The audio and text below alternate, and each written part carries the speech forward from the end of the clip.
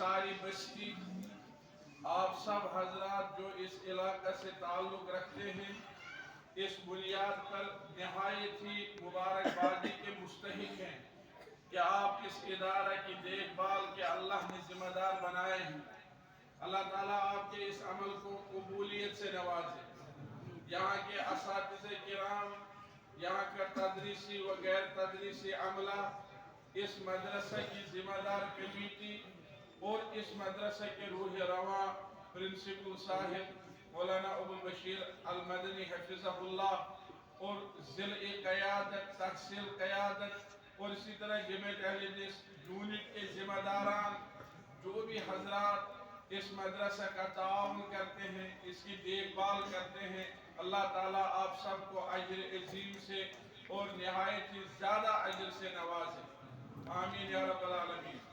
आज की ये कॉन्फ्रेंस अपने उन्वान से ही बतला देती है कि आपको इंसानियत की किस कदर फिक्र है और आप किस कदर किस हवाले से फिक्रमंद हैं। आप चाहते हैं कि हमारा समाज हर किस्म की बुराई से पाक व साफ हो और हम इंसानी समाज को ऐसे आला अखलाक सिखाएं कि इंसानी समाज वाकई आरामदेह और नफ़ा बख्श बने, बनिस्बत इसके कि इसमें रहने वाले लोगों को किसी किस्म की तकलीफ या आपसी मज़रत का सामना हो। ये कॉन्फ्रेंस जो तहफ़्फ़ुज़ इंसानियत में मदारिस का किरदार, इस उन्वान से इस वक्त जारी व सारी है।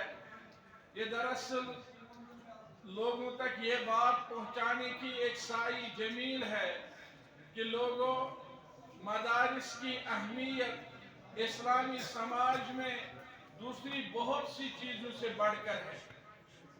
लोग समझते हैं कि घरों की अहमियत क्या है, लोग समझते हैं दफातर की अहमियत क्या है, लोग समझते हैं मीटिंग हॉल्स की अहमियत क्या है, लोग समझते हैं मैरिज हॉल्स की अहमियत क्या है और बहुत सारे लोग समझते हैं कि असली सुकूनों की अहमियत क्या है। लेकिन इस सब में हमें ये भी जानने की ज़रूरत है कि दीनी मदारिस की किस कदर अहमियत है और किस कदर ज़रूरत है।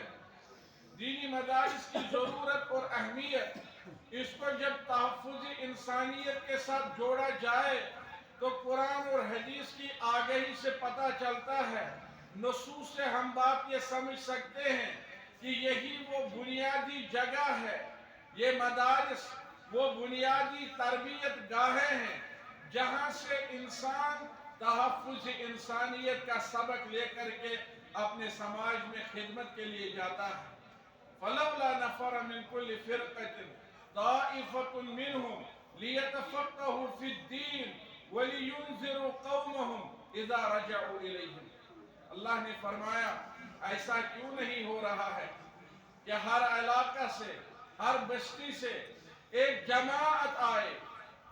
सारे लोग नहीं आ सकते हैं, सारी बस्ती और सारी जमात मुंतकिल होना और सफ़र करना और इल्म हासिल करना, ये इसके लिए मुश्किल है। ताइफ़तुन मिनहुम, एक जमात क्यों नहीं निकलती है। और अहले इल्म ने फरमाया, अगर किसी इलाका का एक ही तालिब इल्म आएगा, उसके लिए भी ताइफ़ा का लफ्ज़ जो है वो दुरुस्त है और वो भी ताइफ़ा का मिस्दाक है। अभी मुख्तलिफ इलाका यहाँ से इस नाचलाना मदरसा के साथ जुड़े हुए हैं। क्योंकि मैं दूर का रहने वाला होने की वजह से यहाँ के गाँव और दीगर बस्तियों के नाम नहीं जानता हूँ। अगर किसी बस्ती से एक आदमी आया, एक तालिब इल्म आया, उस पूरी बस्ती का हक उसने अदा कर दिया। और अल्लाह कुरान मजीद में निदा दे रहा है, पुकार रहा है लोगों को, उभार रहा है लोगों को इस बात पर कि लोगों ऐसा क्यों नहीं हो रहा है, यानी ऐसा होना चाहिए। और जहाँ फलौला इस किस्म का उसलूब इख्तियार किया जाए, वहाँ मतलब ये होता है कि लोगों को इस बात पर उभारा जाता है, इस बात पर जिस काम का तज़किरा انجام دینے کی ترغیب دی جاتی ہے، تو کیوں نہ ہر بستی سے، ہر علاقہ سے ایک جماعت نکل کر آئے، طائفتن، ایک جماعت نکل کر آئے۔ اگر کسی علاقہ سے، کسی گاؤں سے ایک ہی لڑکا آئے، وہ گاؤں، وہ علاقہ پورا منور ہوتا ہے، خوش قسمتوں میں شمار ہو جاتا ہے۔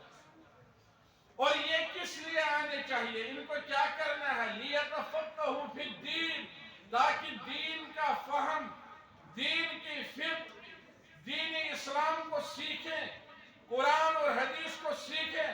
یہاں پر دو چیزوں میں فرق کرنا ضروری ہے۔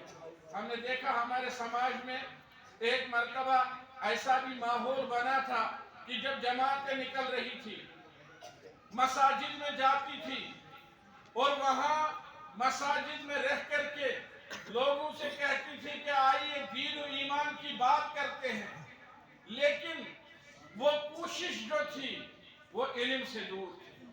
اور اکثر ان لوگوں کو یہ کہتے ہوئے سنا گیا ہے کہ ہمیں علم کے ساتھ کوئی واسطہ نہیں ہے، ہم علم اور علمی مسائل ان کو باعث اختلاف سمجھتے ہیں، لہذا ہم علم کے ساتھ جو ہے ٹچ نہیں کرتے ہیں، علم کے ساتھ ہمارا کوئی ایسا واسطہ نہیں ہے۔